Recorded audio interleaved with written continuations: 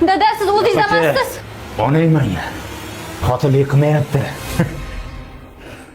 Onangni ham olaman, sendan olaman. Bu yoqqa kel dada. Tegmang menga. Men 13 yoshli bo'layman.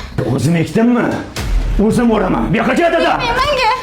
Bu voqeani aytib berganida ko'zlarimni yoshdan tiya olmadim. Otasi sabab nomusidan ayrilgan Nilufarning qora hayoti shu kundan boshlangandi. Disclaimer: bu filmdagi sahnalar bo'lgan voqea asosida suratga olingan. Maqsadimiz pedofillarga, fohishalik va zo'ravonlikka qarshilik.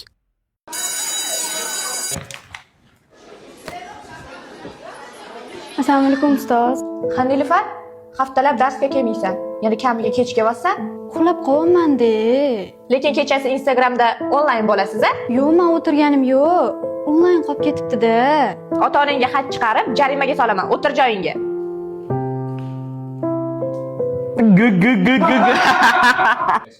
Tinchlikmi Ahmad? Nima kulgili bo'lyapti?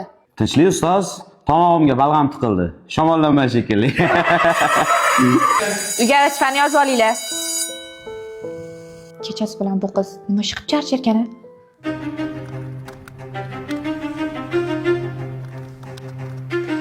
Ustoz, ana shogird qizingiz yana syomkaga kela olmas ekan. Mayli, yaxshilikka bu. Chopamiz. Yanami? Ishni orqaga tortgandan keyin nima qilish kerak? Yo'qotish kerak. Syomkaga kelmayapti, demak uni hayotida kimdir paydo bo'lgan. Biling, nega unaqa ekan-a? O'zi yulduzlik kasali shunaqa bo'ladi. Sal mashhur bo'lsang, atrofingga keraksiz odamlar ko'payadi. Sana ijoddan chalg'itib, o'ziniki qilib olgisi keladi. It quturib, boqqan egasini qopishni boshlaydi. Profilini 0 qilib qo'yamiz. Ya. Hech bokira qizga yolchimadik-da. Endi kontent nima bo'ladi? Kulfati vafo, shariatning rasm rusmi xuddi bir ermak. Qilmishingiz ko'rib hatto qizarib falak. Ko'k gumbazi sizga boqib qo'vraya boshlar. Go'yo qiyomat kun, go'yoki mahshar.